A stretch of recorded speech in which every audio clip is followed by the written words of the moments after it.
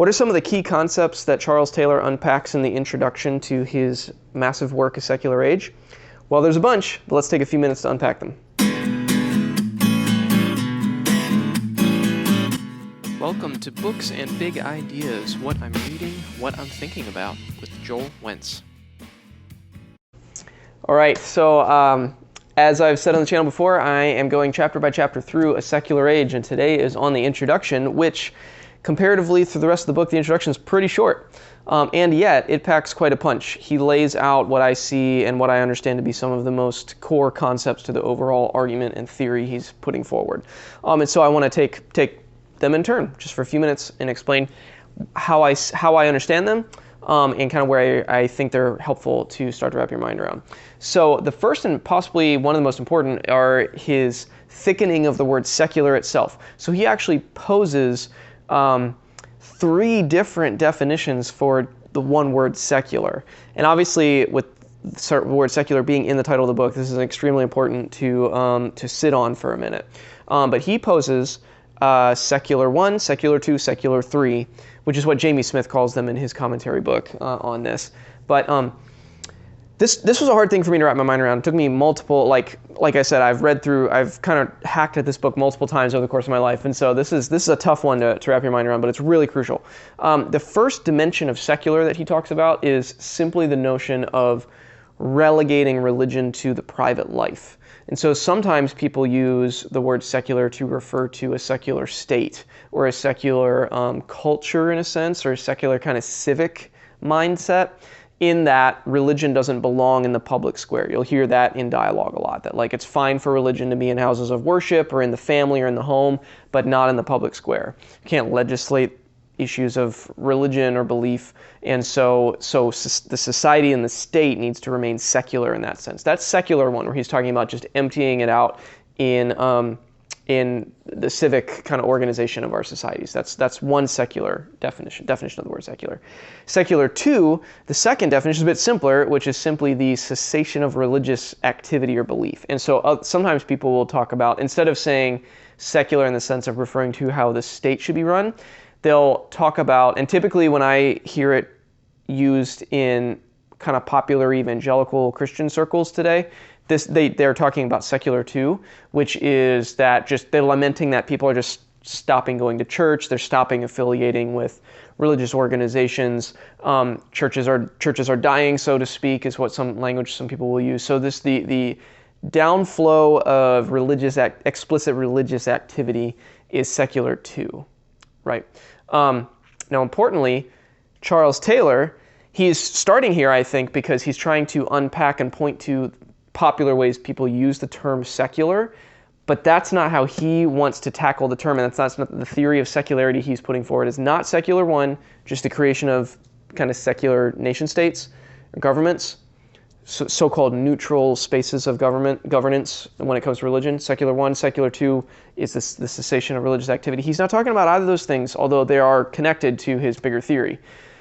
Secular 3, or the term that how Charles Taylor wants to deploy it, is much more less obvious, I should say, much less obvious. And that is simply the notion of contested belief. So when Charles Taylor says we live in a secular age, the first kind of thing he's trying to point out is that we live in an age in which religious matters of belief, matters of ultimate purpose, matters of faith are deeply contested. You can choose one option among many, one of those options being I exercise no belief. That is in itself a contested option. And so the idea to believe or not, the idea to align with a certain religious tradition or form of worship or not, but on an existential kind of deep core level, the pressures of choosing one's belief are what he's talking about when he uses the term secular 3, or the third dimension of secularity, which is to say the secular age is one in which humans live in an age of contested beliefs. Beliefs are tried and pushed and pulled. And it's not to say, of course, the issues of, choosing belief and making decisions between beliefs has been, present throughout all of human history. But he is trying to say, and part of his major thesis of his book is that there's something decisively unique and different about the largely quasi-Western North American experience of secularity, and it's secular 3. It's not the first two, it's actually secular 3, that we live in an age in which belief is deeply contested. There are religious options. There's faith options. Super fascinating to immediately start to think of secularity in that sense, I think. And then he lays that groundwork right away. And then a couple other concepts that I want to tee up because they lay groundwork for deeper arguments and theoretical work he's going to put forward throughout the book. He goes into a discussion of the experience of fullness is the term he uses. And I really like the term fullness. A lot of times people will refer to things like the state of flow or the state of belonging or experiencing. People use phrases like experiencing when like time stands still, these kinds of things. Or transcendence. Sometimes people talk about transcendence. In religious terms, people will talk about experiencing God. He uses the term fullness to get at that. When people are referring to in that language, he uses the term fullness to talk about that. And so he talks about in these opening pages, he talks about how humans have experienced fullness in different ways throughout human history, but also, more germane to his argument, they've used different language to point to what that fullness actually means, and they've used different structures to encourage the experience of fullness. And so how this relates to his argument specifically is the interesting move that different societies and different cultures have made as to locating the source of that fullness. Is the source of that fullness within us, within humanity, or is the source of that fullness something outside of us? And you can maybe use the term transcendent to talk about that. So in the classical Christian sense, and most religions throughout the world, the answer to that would be obviously without. The source of our fullness is outside of us. It transcends us. But, and you can probably see where he's starting to go with this, he is teeing up this question about how we have started to identify the source of fullness as being within.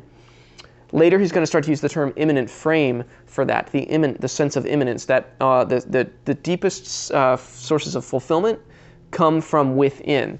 You can already start to see, he hasn't gone there in this book, but you can already, in my mind, I start to go to things like Disney movies or pop culture that talk about finding your purpose within you or discovering it. This has you can immediately start to see, I get excited about this stuff, you can tell. You can immediately start to see all kinds of implications for what this means for finding yourself in our culture, finding your identity, finding your purpose, constructing that, displaying it to the world. I think immediately my mind starts to spin with the implications of locating the source of our fullness within us in an immanent material sense.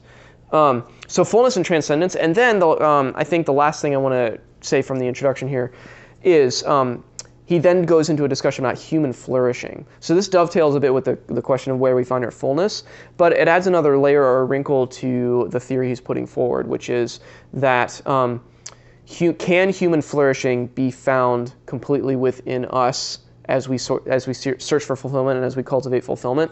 But then also on top of that, what is the ultimate end of all things? Is the ultimate end of all things just that immanentized human flourishing? Is that where all things are ultimately going? Or is there more? And can one contribute to human flourishing in a big ultimate sense if one renounces human flourishing in their own life or sets it aside for the sake of others, for example? So he talks about the Christian concept of agape, others-oriented love. Is it possible to renounce flourishing in your own life and not experiencing flourishing or what some might say fullness in their own life on behalf of the fulfillment and flourishing of others, or ultimately on behalf of the flourishing of the entire world? And is counterintuitively, in a sense, is that where actual fulfillment and flourishing is to be found, in the renunciation of it? And he compares Buddhism and Christianity in this, in that they have on the surface, very similar looking approaches at this, which is renouncing flourishing. In the Buddhist sense, it'd be renouncing the self, basically. But he draws this distinction between Buddhism and Christianity and some of their actual beliefs, namely that Christianity does not negate human flourishing as a good, even if the individual Christian might set aside their own flourishing. I found that really powerful and really interesting to reflect on, especially as it relates to the Christian idea that God wills the flourishing of humans, but the model of Jesus in the Christian life is to actually set aside flourishing in an obvious sense on behalf of the flourishing of others. And then that feeds back into the bigger conversation that he's trying to lay the groundwork for, which is, what are we all seeking? Are we all seeking human flourishing, and what does that mean? And if that is immanentized, if it's from within us, how does that feed into our concepts of secularization of society and secularity as living in the age of contested choices of belief that we live in? And the last thing I'll say is that he tees up this question right at the very end of the introductory chapter, which is to say that he wants to attack the notion that secularization is just the inevitable kind of outflow of the progression of society. This resonates with me on a deep level, and I think is a really important argument for people in our age to grasp with, especially because it's a popular atheistic talking point, which is that we've just moved beyond. People like Steven Pinker will say this stuff all the time, and I respect Steven Pinker's intellect a lot, but it drives me crazy when I hear these talking points, which is just that, well, we've just moved on from those primitive societal religious beliefs. We can explain weather now, so we've just moved on. We've kind of sloughed it off, as Charles Taylor would say, and he wants to directly counterattack that. He calls those subtraction stories. And he thinks that is a really inadequate theory about human development and where we've come to in our secular age. And I totally agree with him.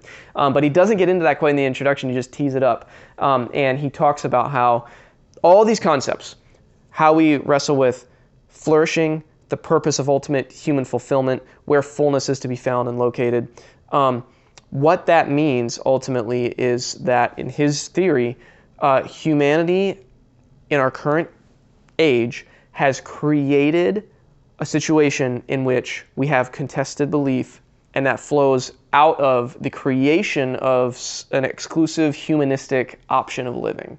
And importantly, this is something we have created. It's not something that was an inevitable kind of march of society that we just kind of ended up there, which is what the Steven Pinkers of the world would like you to believe, that it just kind of was inevitable with technological progress. We just got there.